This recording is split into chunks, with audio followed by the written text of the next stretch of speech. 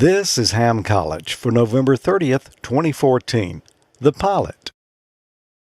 Ham College is brought to you by the letter A and the number 1.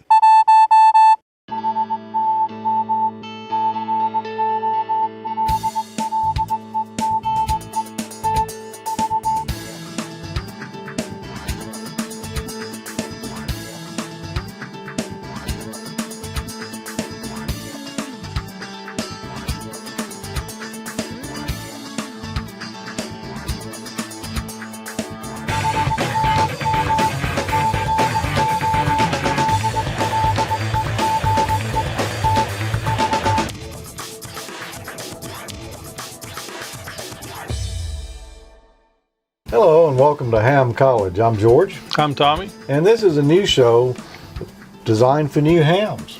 Yeah, we're going to bring you some topics from the technician question pool and do a few projects and have some introductory things to ham radio. Yeah, and we'll eventually get around to the general and extra pools too. But, you know, this is designed for new amateurs and for those wanting to get into the hobby. But you old guys like him, you know, you might pick up something that you missed the first time around, or maybe had a temporary lapse. Yeah, or something. I resemble that remark. Yeah, I learned a few things while we were preparing for this episode too, and they're things I probably knew, but yeah, it's always great to go back and get a refresher. It sure is. A lot of that stuff, if you've been a ham for a while like we have, you don't really think about a lot of that stuff that often.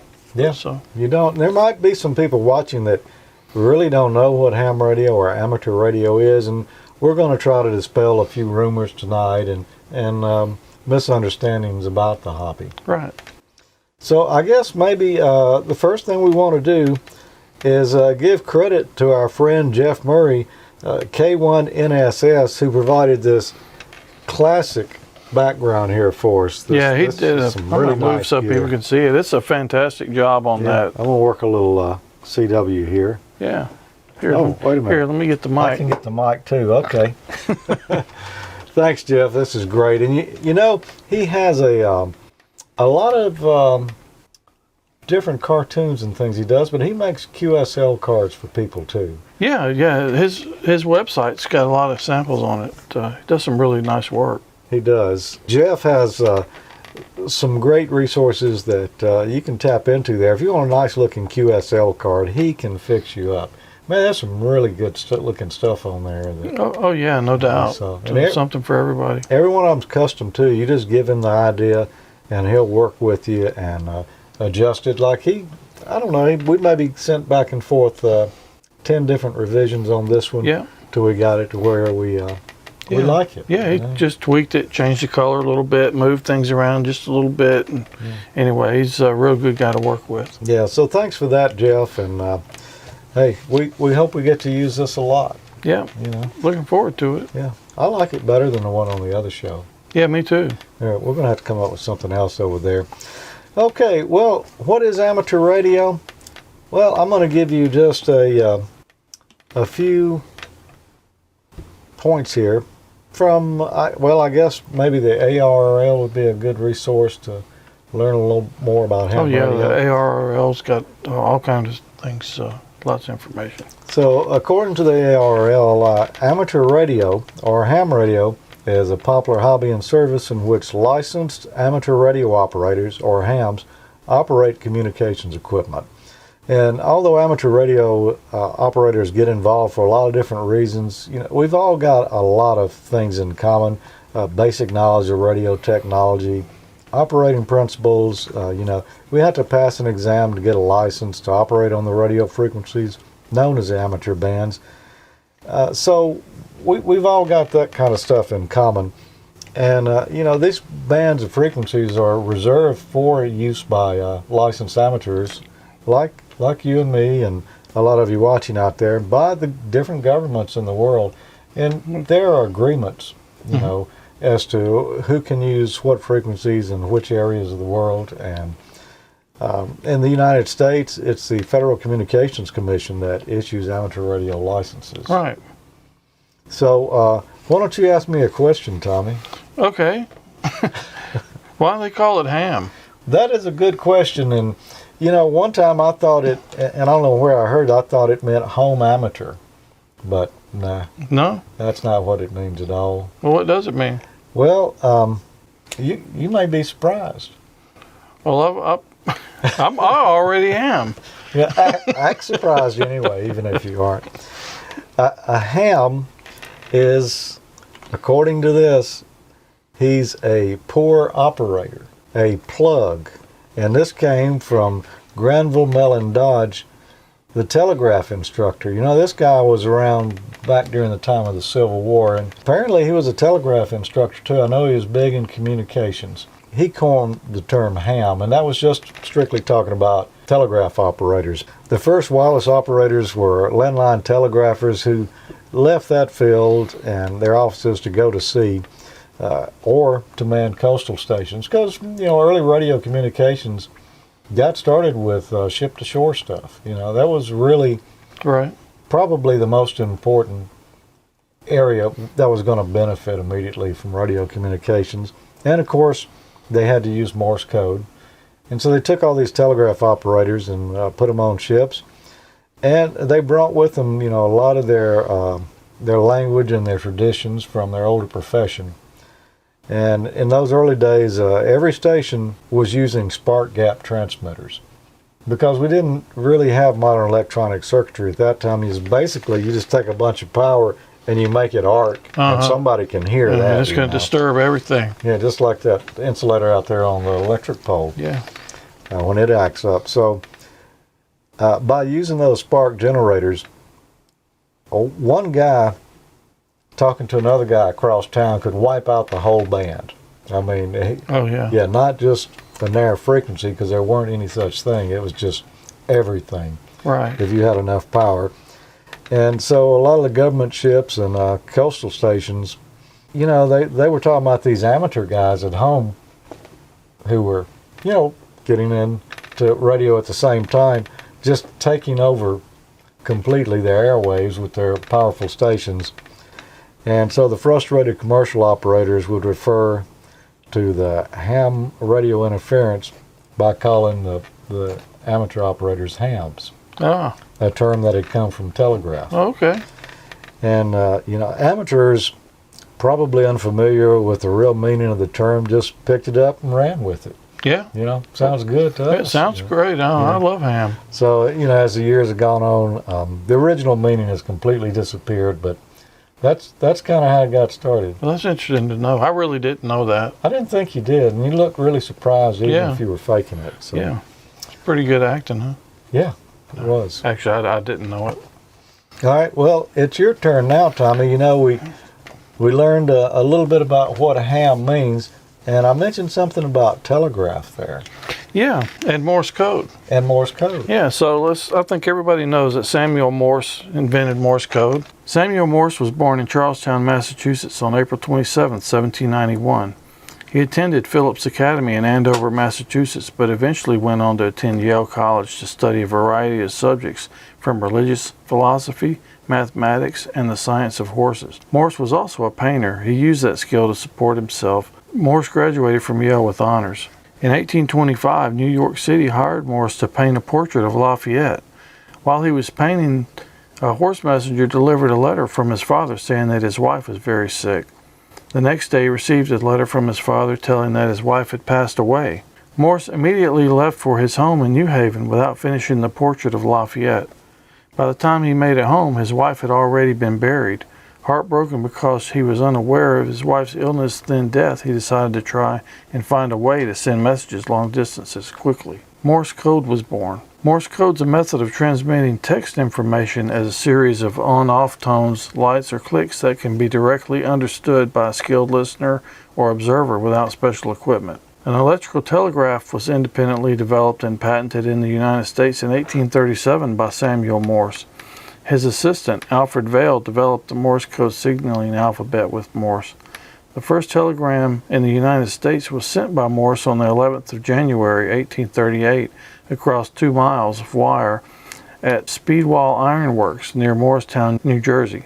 Although it was only later in 1844 that he sent the message What Hath God Wrought from Capitol Hill in Washington to the old Mount Clair Depot in Baltimore. The Morse-Veil telegraph was quickly deployed in the following 2 decades. Morse code is most popular among amateur radio operators, although it's no longer required for licensing in most countries. We mentioned about the key, you got to have that to send it. Yep. But you got to have something to hear it with too, and you said Right. a pair of ears, but Yeah. I said a receiver. Why don't we build something like that and just, it's very primitive. Yeah, but it's actually what we're about to build is probably very similar to what they used back then. Yeah, they just didn't steal their metal off the back of computers. Yeah, but they should have. Yeah. It works really well. Wasn't going to use it for anything anyway. So, oh boy, we just happen to have some parts here, don't Yeah. we? Hey, I got. We're going to need some tools. Yeah, I found a screwdriver. Yeah, me too. What about this cover for an expansion card for a computer? Yeah, back of a computer. I'm sure that's probably what they use. Here's a couple of pieces of wood that they're kind of stuck together. We'll just use them like that. L-shaped, yeah. I've got some screws Yeah. here. What about a little wire? That wire I wound up on a nail to keep it handy. Yeah, that that'll makes work. a good place to keep your wire. Yeah, it does. Yeah, I'm just going to kind of stick it in this hole right here for right now. Yeah, why don't you do that? All right, so you're sticking the nail in the wood. Yep, put the nail in the L-shape. wood. Got to have it someplace. And that's just a bunch of wire just kind of coiled up on a nail and the 2 ends of the wire hanging free here. Right. And we're going to need the key. Actually, That's this not is a going to key. be this. That's going to be the noise maker. Turn it upside down.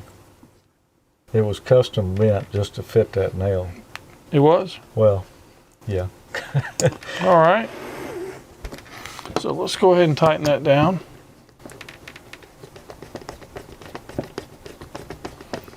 And they didn't have electric screwdrivers in those days, so that's why we're not using ones. That's why we went primitive with it. Yeah.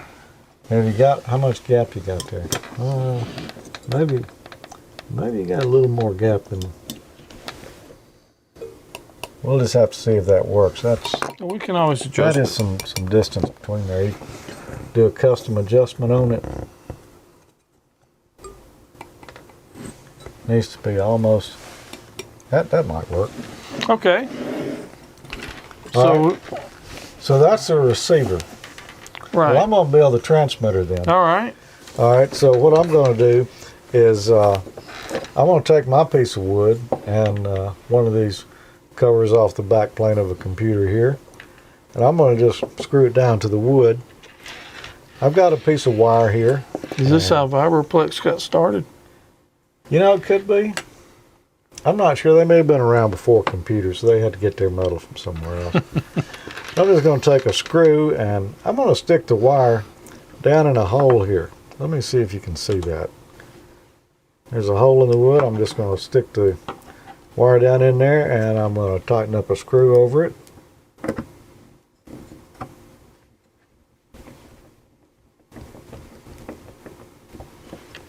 And then I'm going to take this piece of metal and just screw it there and leave a little gap in there. This is essentially a switch. When you push down on it, it makes contact and the electricity can get on through. And Tommy, you've got a wire over there with nothing on it on your receiver, don't you? You got a wire you're not doing anything with. I got one here that doesn't have anything on it. You want to borrow this one? Yeah, let me borrow that one. If you would, just slip it under the corner of that metal there. Maybe I need to loosen up the metal a little, huh? There you go. All right. and we'll Maybe just- that'll hold it good and snug till I figure out what I want to do with There it. you go.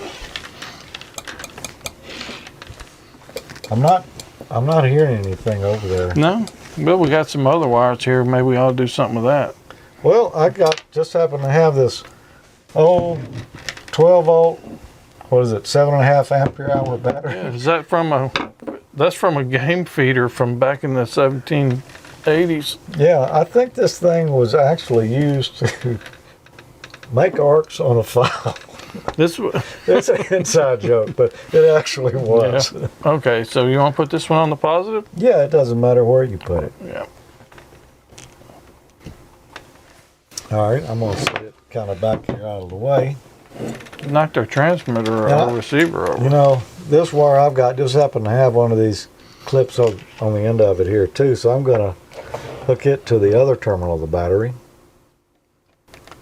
And now, before we go any further, let me just say, you probably shouldn't be doing this with a 12 volt, 7.5 ampere hour battery. Yeah. You should probably be using maybe a 6 volt lantern battery or something like that, because this can get hot. Right. So Well, let's see. If I push it down and close the circuit here, let's see if anything happens over on your side, Tommy. hey. Hold on a minute. My receiver's receiving. I'm going to send you a call here. This was actually should have been sent before the show started today. Yeah. Your transmitter's making fire. yeah, yeah. Don't get any paper near it. I could use this for an arc gap too, Yeah. or spark gap. Now, with this big battery here, this metal gets a little warm here. You don't want to hold down on this. No. But you can see it works there pretty good. Yeah, this battery's really got too much current, but this is the only one we had. So Yeah, yeah. So there you go. There's our homemade telegraph station. We can use it for long distance communications. Oh, like 3 feet yeah, here. across the table.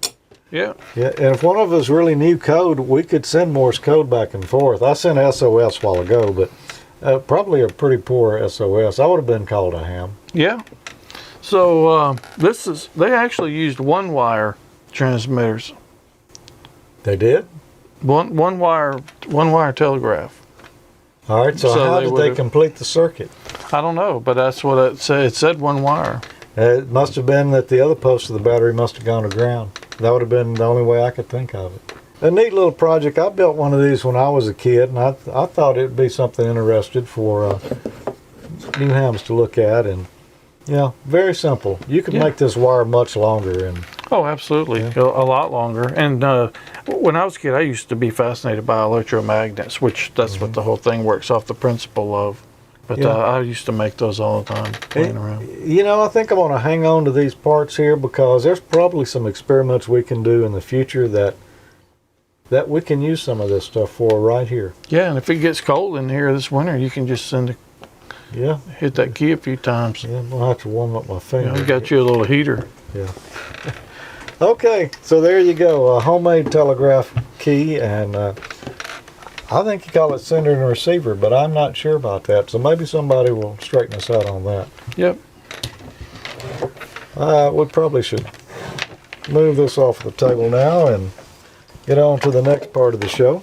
In the early days, what a ham radio set might have looked like right here. This one was built by Ralph Boucher in Toledo, Iowa in the early 1900s. That was a kilowatt station, I believe. Oh, wow. Yeah, pretty cryptic stuff back then, and all of it was home built, like a lot of it is today. Yeah, and large. It's pretty big. Yeah, Takes a lot of space. it was. And here's a portable setup right here, and this is a German ham and ski enthusiast, and this was done in 1924. And you probably can't see from here, but he's got a tube type set there on his chest, and that's a loop antenna hanging on his back there. Maybe we ought to build up something like that to use at Dayton next year.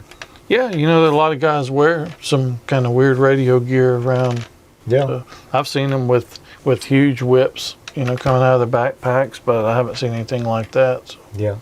So, and by the way, Dayton, that's the biggest amateur radio conference in the world, and one that Tommy and I like to go to every year. It's in Dayton, Ohio, but we'll be talking more about that in future episodes. For those of you just getting into the hobby, you're going to hear a lot about Dayton, aren't you? Oh, yeah, definitely.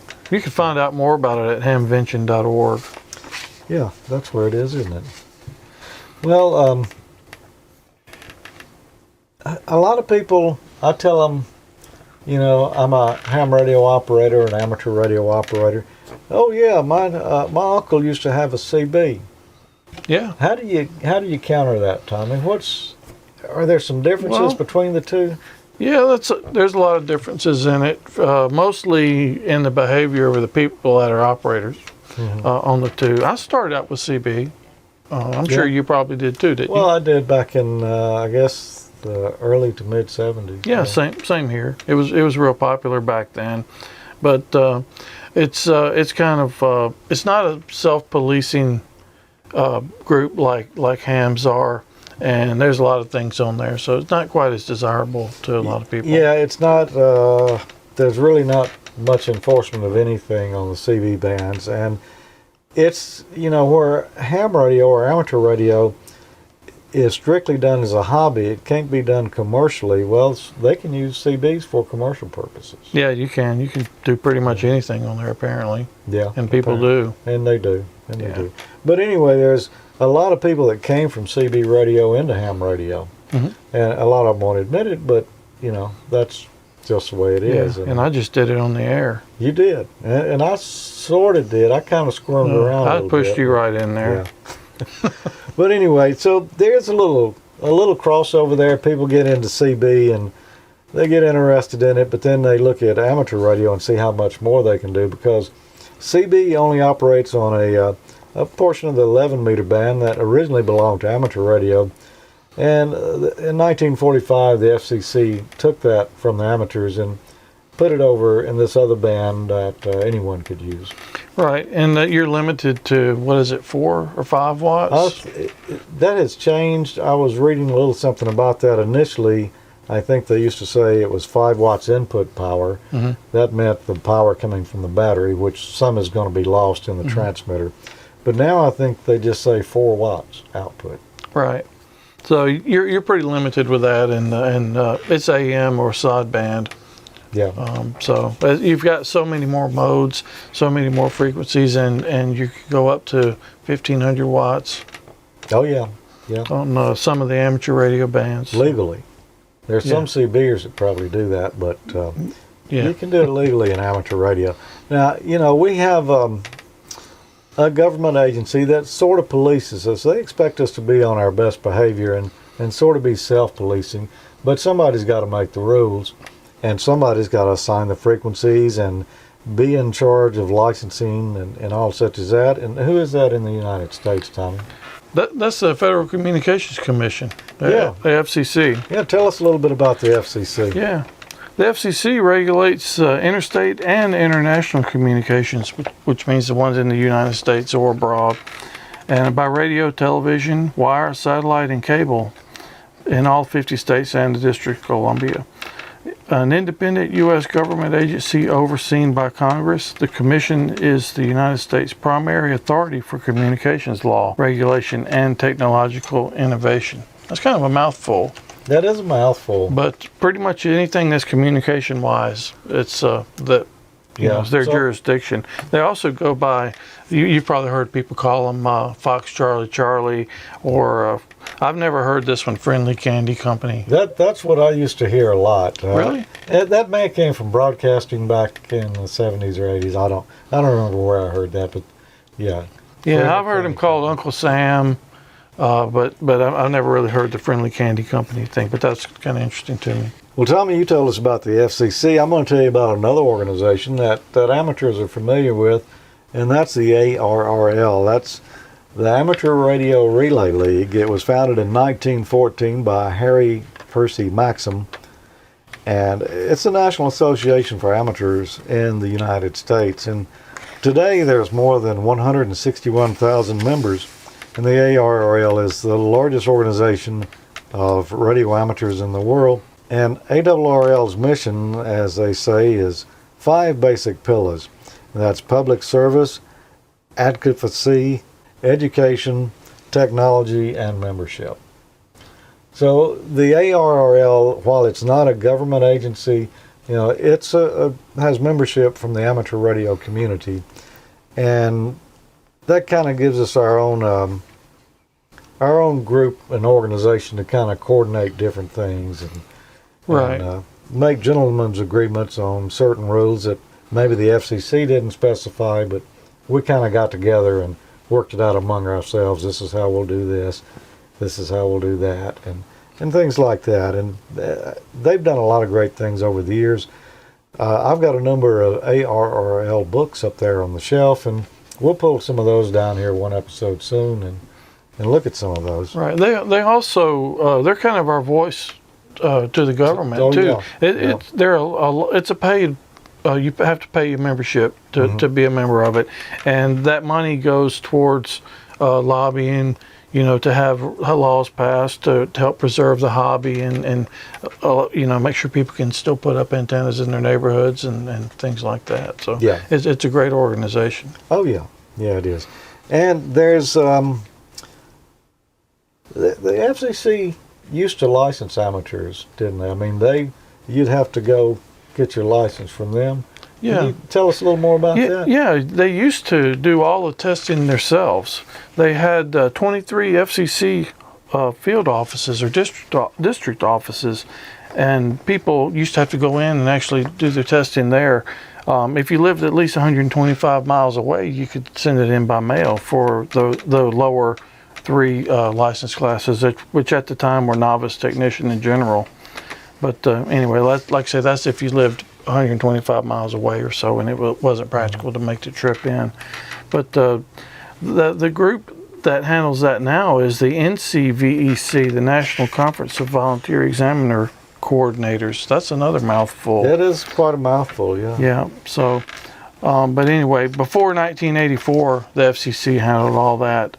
The Volunteer Examiner Program came into being because of several different factors. The primary one was budget cutbacks, which we see a lot of things happen because of that. Yeah. The FCC had laws changed to allow them to accept services of private individuals and organizations.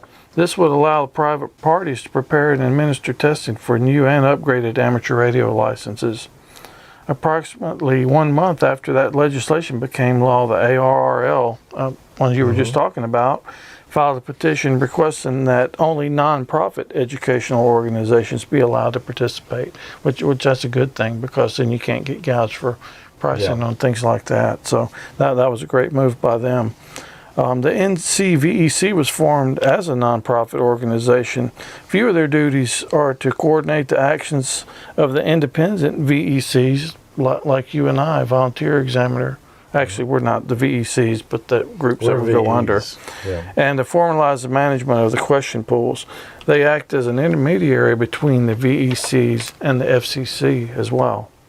And there are actually 14 VECs right now in the United States. Wow. There's, I was thinking that there was maybe only like 3 or 4 VEC organizations around, but boy, I had no idea that there was this many of them. Yeah, I didn't either actually until I started doing the research on this, but that's pretty amazing to me. I just didn't have any clue. We're VEs. Yeah. We're members of the ARRL VEC. Yeah. And let's see, it's got my call sign, how long I'm accredited, and I'm an extra class accredited volunteer examiner. You are too, aren't you? Yeah, I am. I didn't bring my didn't badges bring in, yeah. And, But I have the same ones. here, you can have this one. Well, it's Oh. got my name on it. You can Yeah, that's all right. show it. We're actually also VEs for the Laurel VEC group. Mhm. So we got those. We volunteered for Dayton to work the testing there, and they're a Laurel group. So we got those for them. Yeah. So we're VEs. In other words, we're volunteer examiners, but we have to work with a VEC group. Either Right. we can work with Laurel VEC or ARRL VEC, and there'll be other guys around who kind of heads up the local groups. Like here in town, we've got our friend Bill, who handles the local VE test sessions, and you and I'll go ever so often, and we'll volunteer and we'll hang our little badge on there and help Right. grade the test and Right. do such as that. And, Help fill out paperwork and pass pencils out and whatever it takes. yeah, and help make new hams. Right. So how do you get these, Tommy? Well, you have to go to. In our case, we started out on the ARRL one, and so we went to the ARRL site and filled out some paperwork. And I believe it's been so long. I believe we took a little short Online quiz test. online, Yeah. and it was pretty easy. And then a few weeks later, I got a badge in the mail. Yeah. So that's a good way to kind of give back to the hobby a little bit. we need volunteer examiners to donate their time and kind of help test new applicants and get them into the hobby. You know, Right. somebody did it for you, unless you got in a really long time ago, and then the FCC did it to you. Right, and it takes, I believe it takes 3 VEs to have a testing session. Yeah. So it's you've kind of a checks and balances thing there.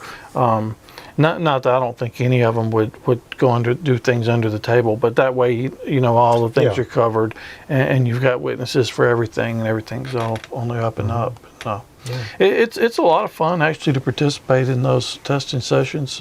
Yeah, and it's kind of to do with your class of license too.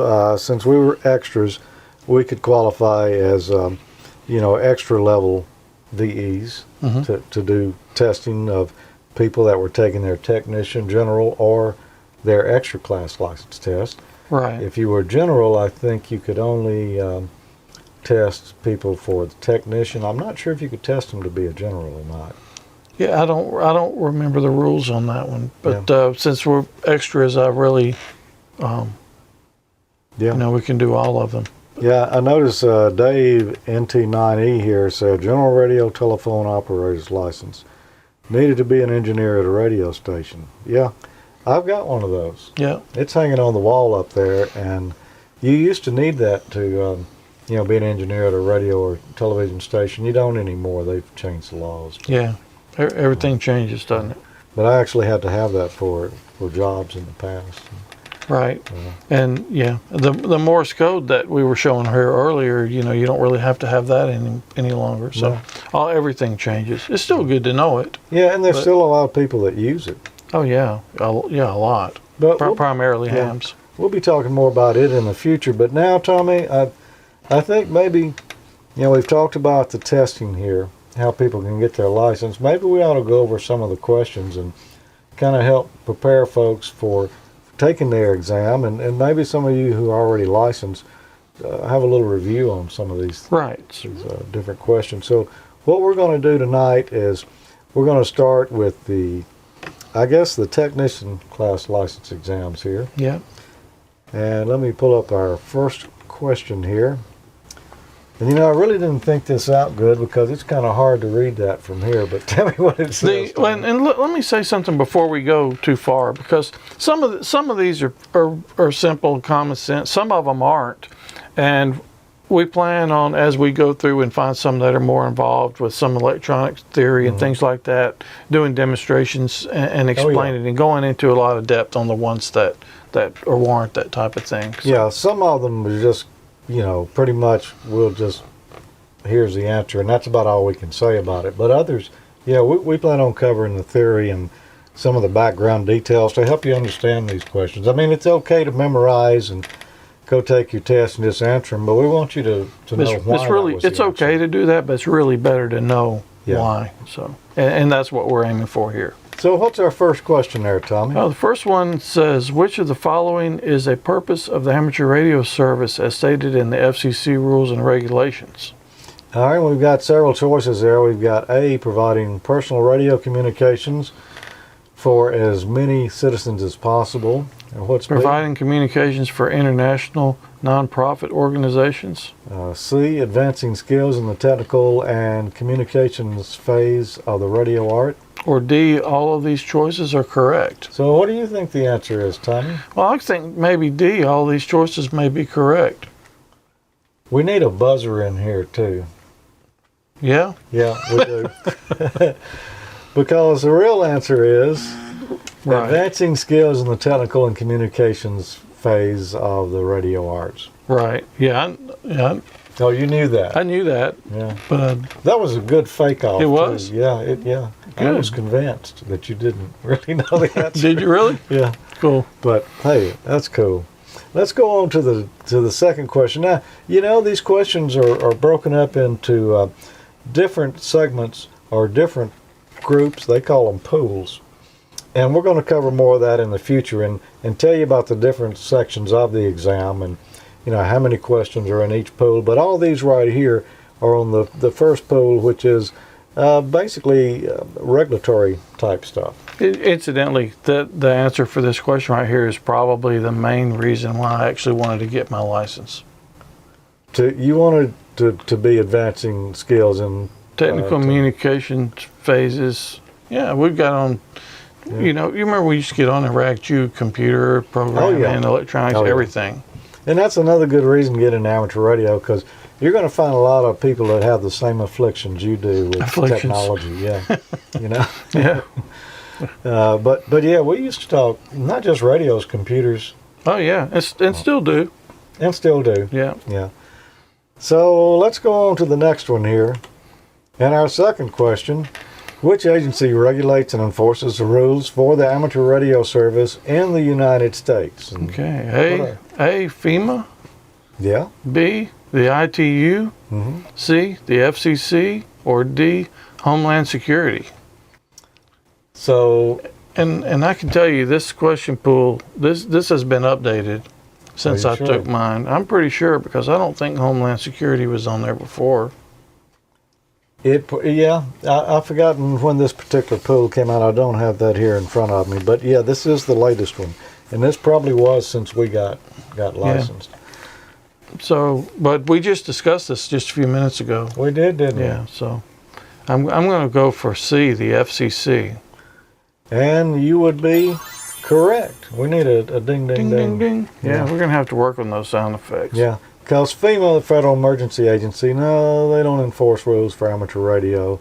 The ITU, that's the International Telecommunications Union.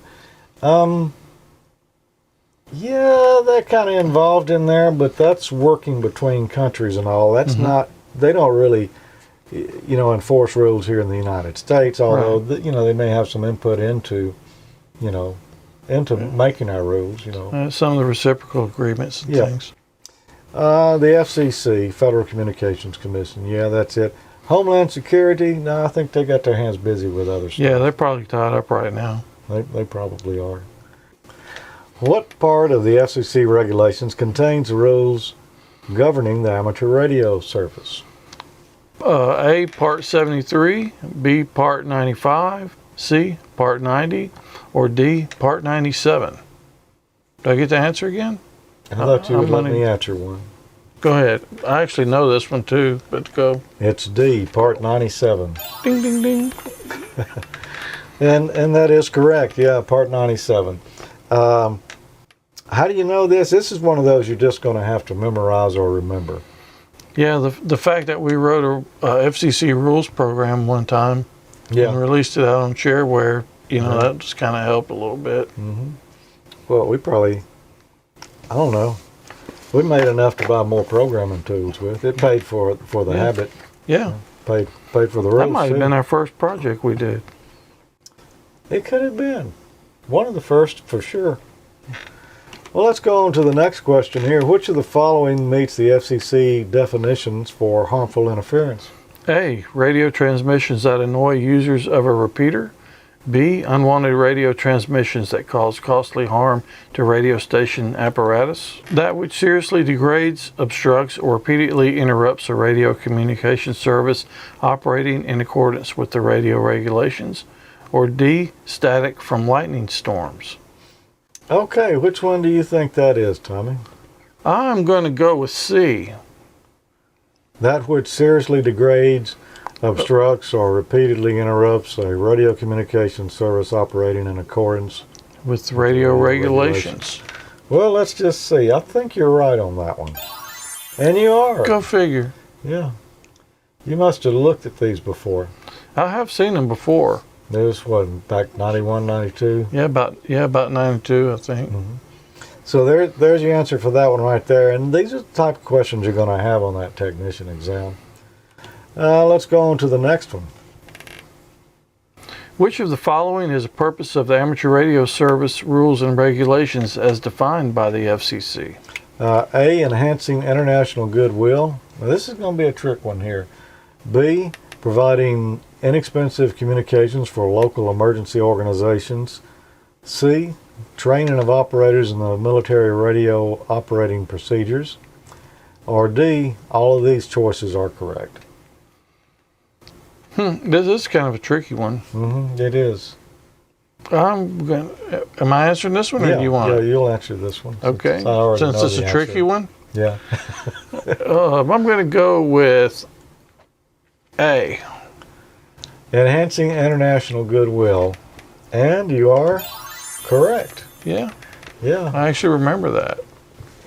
Yeah. Yeah, there was no sound there. I didn't put You didn't do the. No. I thought you were going to. Yeah. I watched Dumb and Dumber 2 last night. You saw it. Yeah, I've seen recently, it. too. So, anyway, Uh, inside joke there. This is one of those you're just going to have to kind of remember too. It is enhancing international goodwill, providing inexpensive communications for local emergency organizations. Yeah, that's one of the benefits of amateur radio, but it's not the purpose for the amateur radio Right. rules and regulations. Right. Um, And obviously, training operators in military radio operating procedures. I mean, that's a good side benefit, but that's not right. not why we have the service. And so obviously D wouldn't be correct. Right. Which of the following services are protected from interference by amateur signals under all circumstances? A, citizen band service, or actually citizen radio service. And let me just explain myself. We're sitting, 10 feet away from the monitor, and it's about this big, the little window we're looking in. Yeah. So A, citizen radio service, B, broadcast service, C, land mobile radio service, or D, radio navigation service. Which one do you think? Or do you want me to answer? Which of the following services are protected from interference by amateur signals under all circumstances? I'm going to take a poke at it and say B, broadcast service. Okay, and I think this is another one of those trick questions here, because sometimes you have to read these questions very carefully. They put one little thing in there that kind of trips it up, and the one that trips it up on here for me is it says under all circumstances. Well, what is the most probably life-threatening situation there? It's going to be D, radio navigation service. So- Because under all circumstances, we shouldn't interfere with communications of planes or, trains or GPS. GPS. Yeah, I guess, GPS could be considered in that. But, the life and limb type things there, that's kind of why D is the answer. Because, you could cause someone to lose their life or be harmed if you interfered Sure. with, say, FAA traffic or something. I will like say that. that I did not know that one. Yeah. But that's why Yeah. these things are good refreshers. Well, and when I was going over these questions, typing them in, I looked at that broadcast service pretty hard. I was thinking, yeah, this sounds like it. Uh-huh.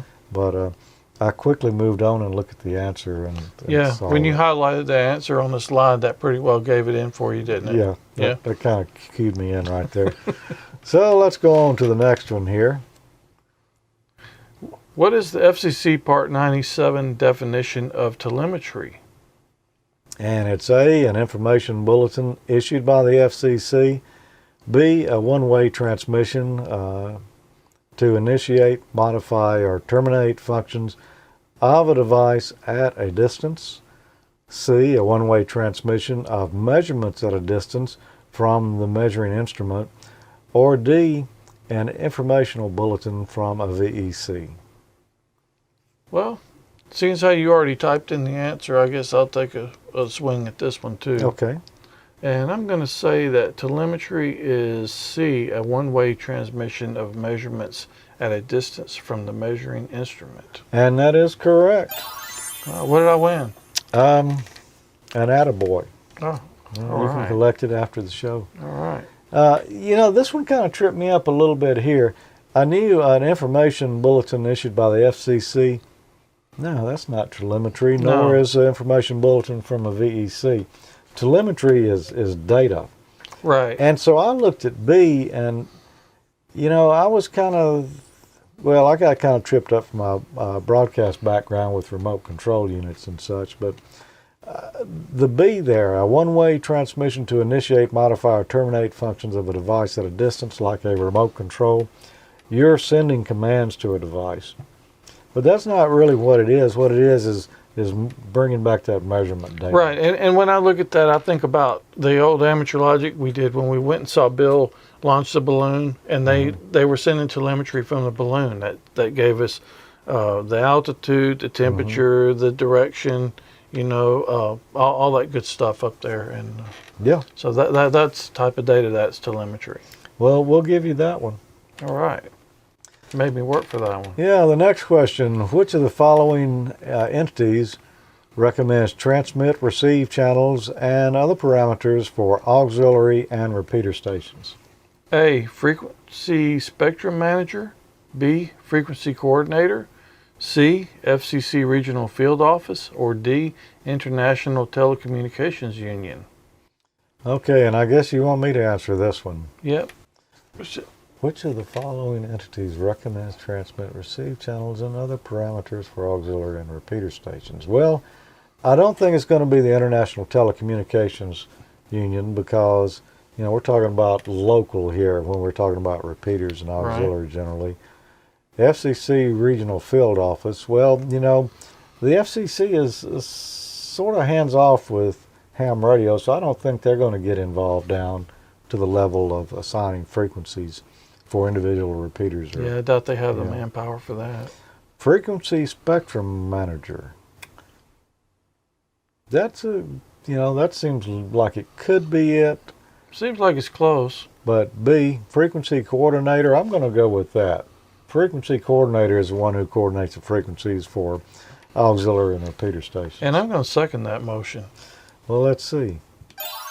And we both were correct.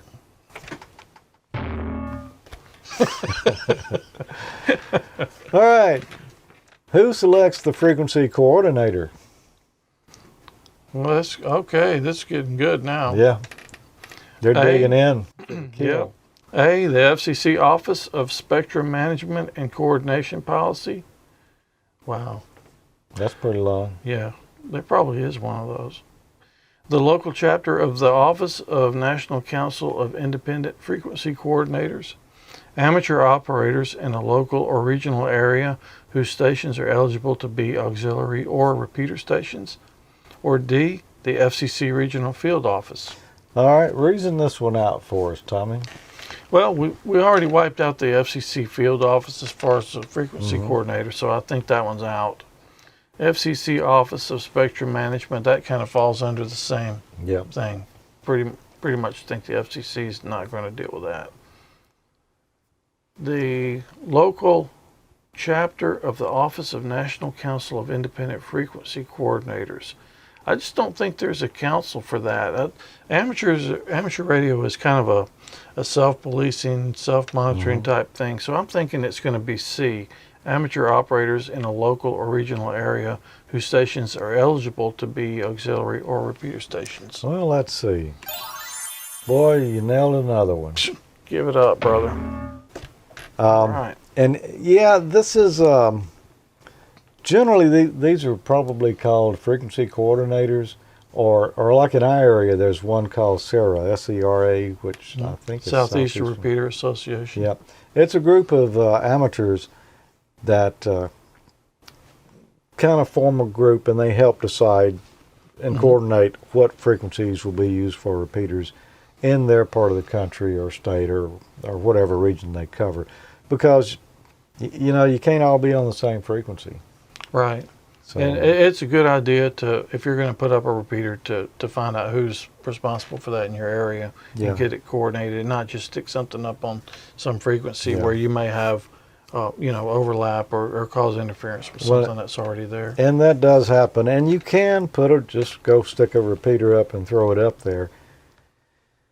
But if it comes down to being contested, whoever actually had that frequency coordinated for their use is going to win, and you'll be shutting it down. And be a good ham and kind of follow the guidelines that have been set in place. Yeah. Okay, the next one here. Why don't you read this one? Okay. What is the FCC Part 97 definition of an amateur station? All right, a station in the amateur radio service consisting of the apparatus necessary for carrying on radio communications Or B, a building where amateur radio receivers, transmitters, and RF power amplifiers are installed. C, any radio station operated by a non-professional. Or D, any radio station for hobby use. Well, this might take a little reasoning out here. Any radio station operated for hobby use? Nah. Now that would mean CBs. You know, Yep. there are a lot of things that could fall under there. Any radio station operated by a non-professional? Nah. No. A building where amateur radio receivers, transmitters, and RF power amplifiers are installed? Well, you could call that a radio station. You could. Unfortunately, FCC Part 97 doesn't call that a radio station. What they call a radio station is a station in amateur radio service consisting of the apparatus necessary for carrying on radio communications. So that's your answer for that one. D sounds like, yeah, it could be, but you know, we're talking about what's in the FCC rules here. So you're saying it's B? I'm saying it's A. You're saying it's A? Yep. I'm saying it's B. I would. B makes sense. If just you and I are talking, this is my radio Right. station because Okay. I've got my transmitters. Okay, then I in agree here. with you. It's A. Well, let's see. And it is A. I'm glad I went over these before we did the show. Some of them are kind of tough, and you do have to reason them out, and some of them seem very similar. You know, Yeah. if you don't think about them pretty hard. So Yeah, they're guessing over here on the chat room. They were correct on that. Just about everyone all right. nailed that one right there. Well, there you go. There's the first 10 questions. You won't have all 10 of those on your technician's exam. You might have some of those. Anyway, we'll be covering more information about those and kind of giving you the breakdowns of the different categories and such in the future. But right now, let's talk to some of our friends in the chat room who are here with us tonight. And let's see, what have we got here? You should set up a Paddle Run page for this show, a Patreon page. My tallest 42 said that. Yeah. What, You what know is what a that? Patreon? No, I've never. I think that's a page you set up where people can go make pledges to Oh, help you okay. meet financial goals on Oh, the okay. show. Mike, VE3MIC, said Schoolhouse Rock never prepared him for this stuff. Yeah, well, Mike's a Canadian. Yeah. You know, we'll let him watch, but I'm not sure anything up there really prepared him for the whole FCC thing. you know, you could be right. What's the name of the organization in Canada? I don't know. This? Mike, what is the name of the one in Canada, the counterpart for the FCC up there? VA3TWT Gord says, looking forward to future episodes. Thanks for what you do for us. And VA, that's Victor Alberto, isn't it? Not sure. Yeah. I believe it is. So does that mean Canada or Australia? Canada. Canada, yeah.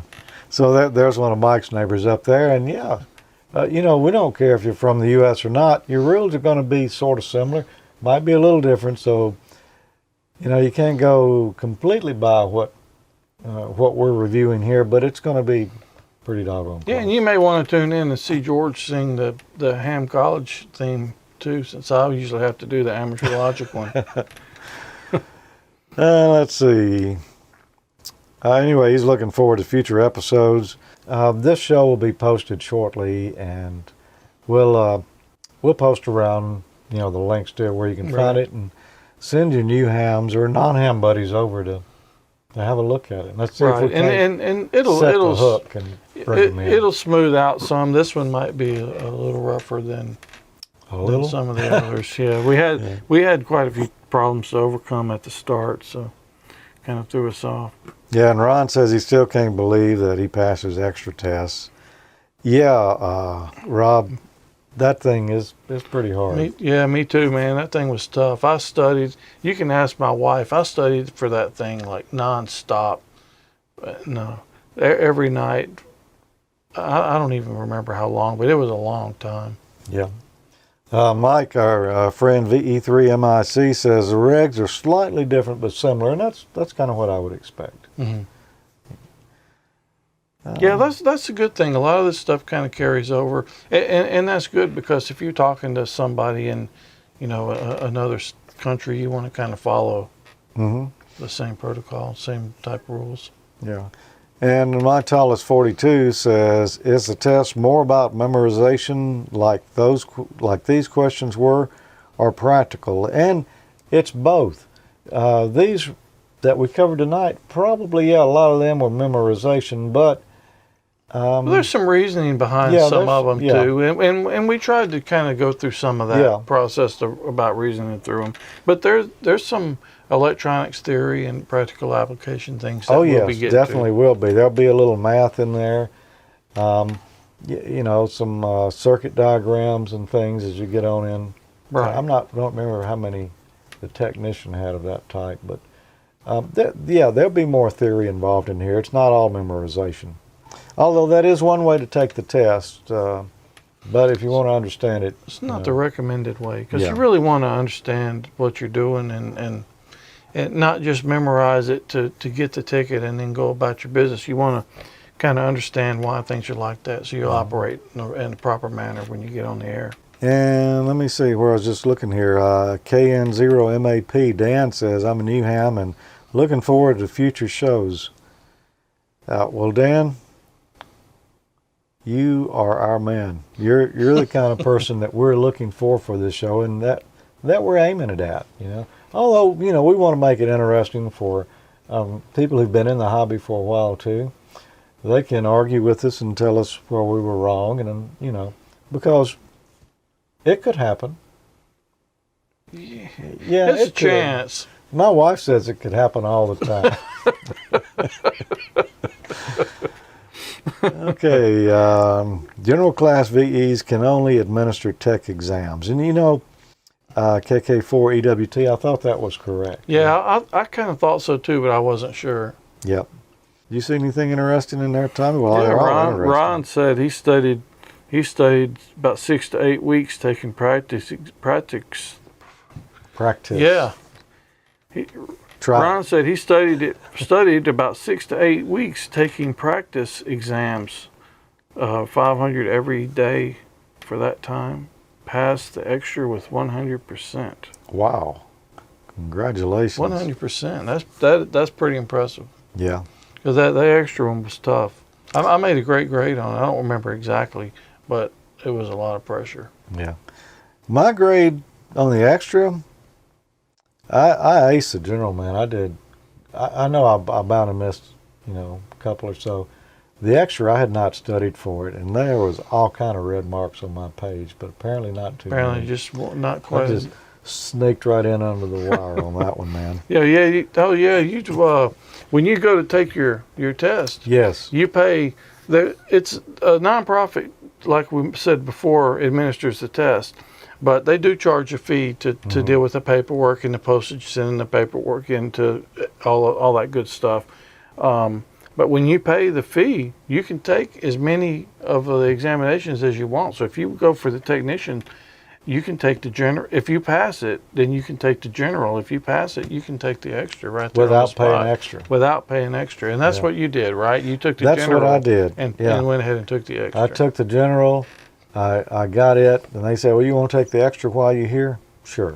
It's not going to cost me anything extra. I hadn't studied for it, but yeah, I'll take it. And bam, Yeah. I passed. And that's why the pressure was on for me. Yeah, you really So- buckled down and actually studied. You and Jim both did. Yeah. Man, I hunkered down and studied hard on that one. Yeah, there was some tough questions there. I book- won't get into that it, but I book just was got lucky. huge. Yeah. But anyway, it's worth it. Just worth it. I don't regret 1 minute of it. Let's see. Jerry says it's a good show. Video feed is a little strange for him, but a good show. Yeah, we hear that same thing over at Ham Nation. Certain weeks you're just going to have problems with Yeah. the video feed. I wish, and maybe one day everybody's bandwidth will get up, including the backbones between us, to where Yeah. everybody has, video flowing like wine. Or is it wine flowing like beer? I don't remember what it is. Something like that. Something like that. Let's see. What would you guys recommend for an 8-year-old to study to pass his tech? Gordon West.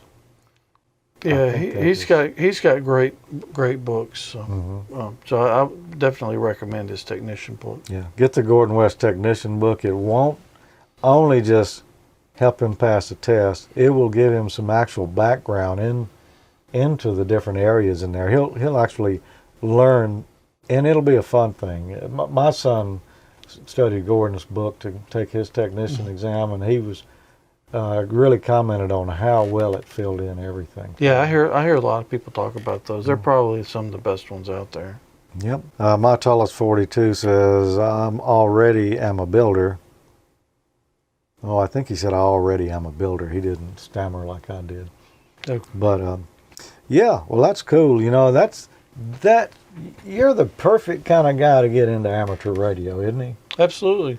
I mean, yeah, so many of us are builders, and that's what we're finding is true.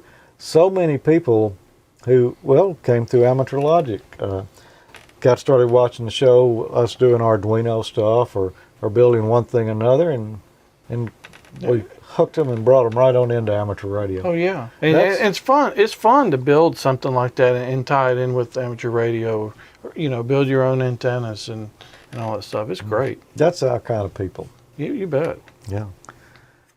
And if you're not that kind of people, we're going to make you that kind if you keep watching. Yes, that's our mission in life or something like Yeah, that. the subliminal messages that keep popping up. Yeah. Some of you think it's buffering. Well, it probably is, but interesting. The test is not that dissimilar with other countries. The rules may differ somewhat, but for sure the theory will be the same. And that's from JH1JRT_JG. Would that be Japan? I'm not sure where JH1 is. I don't know. It might be I'm not sure JA1. about JH. Yeah, JA is. I'm not sure about JH. I'm going to kind of date myself here, but do you remember back? We were talking about CBs earlier. Do you remember when you had to have a license for that? Oh yeah, I did have one. Yeah, I wasn't old enough to get one, so my dad actually went, and I was able to operate under his. Yeah. So, but we actually lived in Virginia, and there was a field office right there close to our house. Yeah. I remember going over there and sitting in the car while he took the paperwork up there. Well, I think I mailed in to get mine. And then I think they changed the rules a couple of years later, something like that, because I was working at a store and we happened to sell CBs among other things. And it seemed like we had a little form or something. You would just fill it out and you put your initials and your zip code or something on it, and that was your Yeah, license. I still remember that. I still remember that form. But Yeah. Well, we appreciate everyone being here, and tomorrow's Thanksgiving. yeah. Are you? So we're just kind of like serving you 2 turkeys here tonight. Yeah, man, I've got so many people coming to my house. My house is not that big, and I've got 15, possibly 19 people coming, and I don't have near enough places to sit.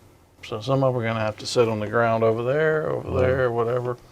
But it's going to be nice to see all of them. Yeah, we've already done our Thanksgiving celebration. All my kids and grandkids and everything were in town this past weekend, so we did it then, and everybody just headed back home this morning. So Well, you get to have a second one. it'll be a quiet Thanksgiving here. Yeah. Yeah, we'll throw a few shrimp on the Barbie or something. There you go. Yeah, I got to get some shrimp though before I can do that. Grocery store. Well, I think we need to wind this up so So you can go to the grocery store. Yeah. Yeah. All right. Thanks for being here. We enjoyed it. And, check out our other show, and most of you probably already do, amateurlogic.tv. We'll have another one, I don't know the date. but Watch it'll for the postings. We'll be posting the shooting date soon. Yeah, it's a couple of weeks or so. yeah. Not far away. So.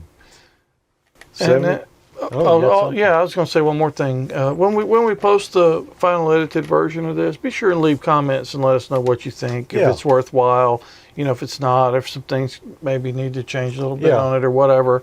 We're doing this for you guys. Some of you guys that are already licensed, but people that aren't primarily. But the feedback's really important on this one. Yeah, and if you got somebody you wish they were in ham radio and you just need to give them a little push, show this to them and get their feedback too, if you can. If you can't, that's okay. But we'd really appreciate. We can't go through the whole question pool each show, but it's designed hopefully to spark some interest and people move forward with it. So, well, happy Thanksgiving. Yep, happy Thanksgiving, 73. 73.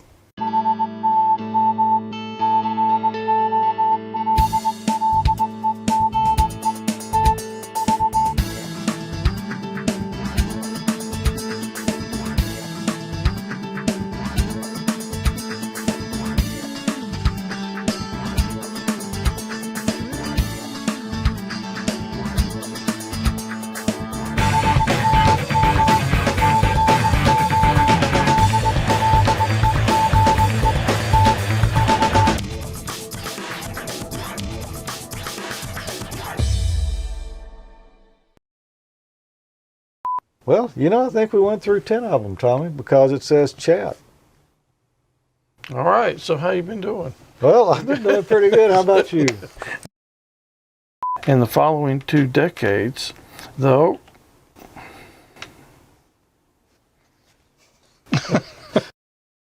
well, Dan said we shorted out the internet. Oh, did we?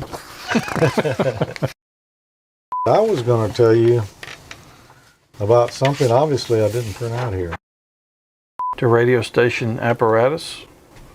Oh, I need to put that back where you can see it. that going blind. was a harmful interference right It there, was. wasn't it?